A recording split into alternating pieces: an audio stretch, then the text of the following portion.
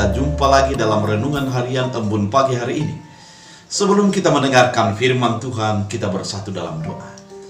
Damai sejahtera Allah yang melampaui segala akal dan pikiran, itulah yang memelihara hati dan pikiran dalam Kristus Yesus Tuhan. Amin.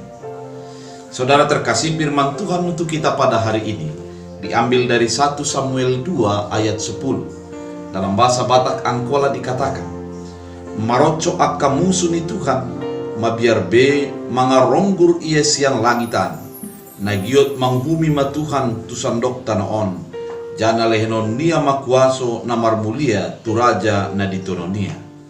Dalam bahasa Indonesia, orang yang berbantah dengan Tuhan akan dihancurkan. Atas mereka ia mengguntur di langit. Tuhan mengadili bumi sampai ke ujung-ujungnya. Ia memberi kekuatan kepada raja yang diangkatnya dan meninggikan tanduk kekuatan orang yang diurapinya. Demikian firman Tuhan. Saudara terkasih dalam Kristus Yesus, firman ini merupakan nyanyian daripada Hana. Kita tahu bersama Hana adalah merupakan istri daripada Elkana yang lama tidak memiliki keturunan, dan dia memiliki yang menjadi pembantunya, yaitu yang bernama Penina. Penina yang merupakan pembantu daripada Elkana tersebut, yang diangkat untuk menjadi istri daripada Elkana, cepat untuk mendapat keturunan. Dan setiap tahun mereka pergi ke bait Allah, membawa anak untuk menjadi disunat di sana. Namun setelah itu Penina membuat ejekan kepada Hana dan mengatakan dia adalah sebagai putri mandul. Hal itu membuat tersayat di dalam hatinya, dan dia bergumul setiap tahun untuk memohon kepada Tuhan agar diberi keturunan. Yang terjadi Bapak Ibu yang terkasih dalam Kristus Yesus, pada suatu saat Hana berdoa sambil menangis kepada Tuhan, dan di dalam nangisnya dia berdoa sambil dia berbicara dalam hatinya, dan mulutnya komat kamit, sehingga ada perasaan daripada Imam Eli yang pada saat itu seorang imam di bait Allah mengatakan bahwa Hana dalam keadaan kesurupan. Namun setelah dia menerangkan dengan jelas apa yang menjadi pergumulannya, bahwa dia sebenarnya adalah orang benar di hadapan Allah, dan dia ingin mendapat keturunan, sehingga dia melontarkan keinginannya kepada Allah. Pada saat itu imam mengatakan, kembalilah dan Tuhan menyertai engkau dengan permohonan. 1 tahun berikutnya dia menjadi mengandung dan melahirkan seorang anak. Dia memenuhi janjinya, Hana memenuhi janjinya untuk membawa anak yang dilahirkannya itu kepada bait Allah, untuk menjadi tinggal di bait Allah.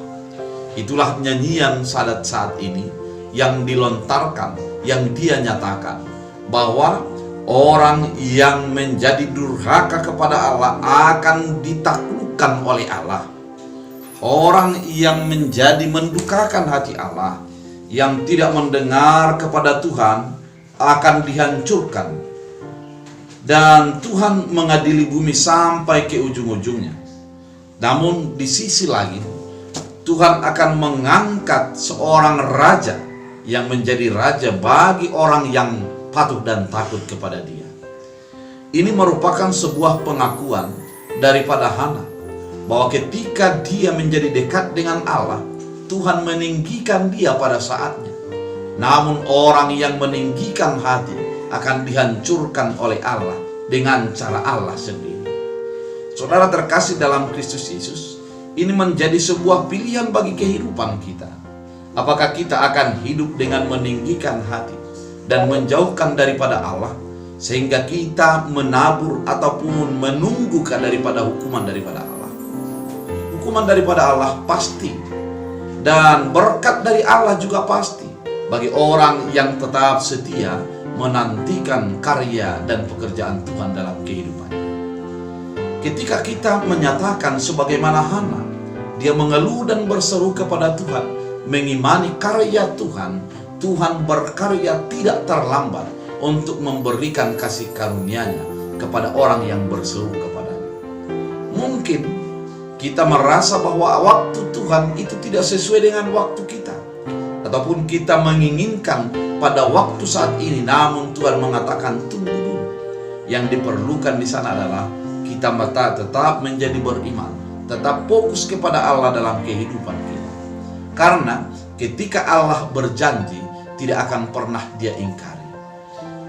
Firman ini mau mengingatkan kepada kita, kehidupan kita terberkati dan terkutuk tergantung kepada kita, tergantung kepada kedekatan kita kepada Allah, tergantung keimanan kita kepada Allah.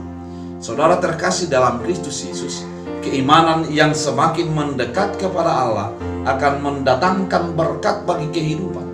Namun keimanan yang menjauh daripada Allah, meninggalkan Allah, akan mendatangkan kutuk dan kesengsaraan bagi kehidupan.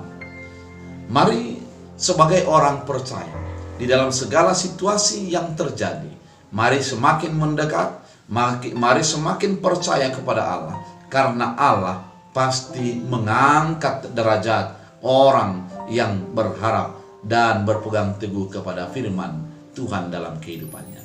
Oleh karena itu, saudara terkasih dalam Kristus Yesus, mari melalui firman ini menjadi mendekat, semakin akrab dengan Allah di dalam kehidupan kita. Sebagaimana Hana berdoa kepada Tuhan, melontarkan segala isi hatinya dan pergumulannya kepada Allah. Allah menjawab dan mengingat akan segala doa dan harapan daripada Hana. Pasti kita juga demikian di dalam segala doa dan harapan kita. Di dalam iman kepada Tuhan, Tuhan akan memberikan sesuai dengan kasih karunia dan kebaikan Tuhan dalam kehidupan kita. Kita tidak ragu dengan keadaan ini, karena memang Tuhan ada bagi setiap orang yang tetap berpegang teguh kepadanya.